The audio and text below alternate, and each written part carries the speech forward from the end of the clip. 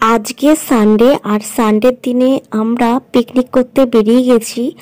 আর আজকে কিন্তু স্বামী বিবেকানন্দের জন্মদিন, তারপরেও আর এই পিকনিকটা ছিল আমার বাবার এক্স আর্মিরদের সবাই মিলে পিকনিক করছিল।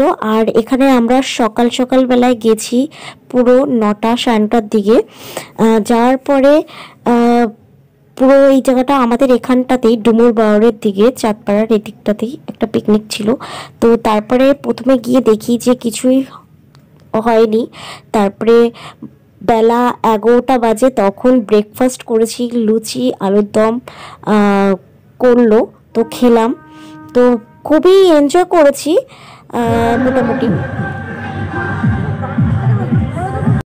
আর তোমরা সকলে শুনতে পারবে চারদিকে হলো গান বাজনা বাজছে। আর এখানে কাঁচা মালগুলো দেখাচ্ছি, মাছ মাংস এনেছিল।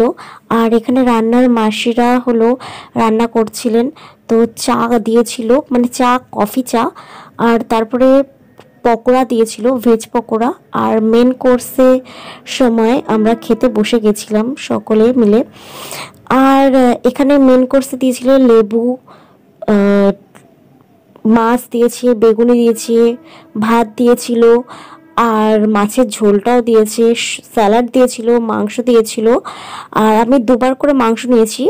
তারপরে চাটনিটাও করেছিল, ভালো হয়েছে চাটনিটাও খেতে, পাঁপড়, আর তারপরে একটা মিষ্টি দিয়েছিল।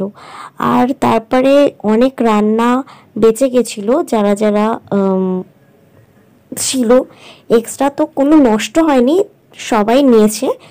আর আমরাও নিয়েছিলাম একটু। তো খাবার জিনিসটা নষ্ট করতে আমার একদমই ভালো লাগছিল না। আর এই পাশটায় ছিল একটা শ্মশান, কালী মন্দির, সামনেই শ্মশান। আর কালী মন্দিরে প্রণাম করে বাড়ি চলে আসলাম।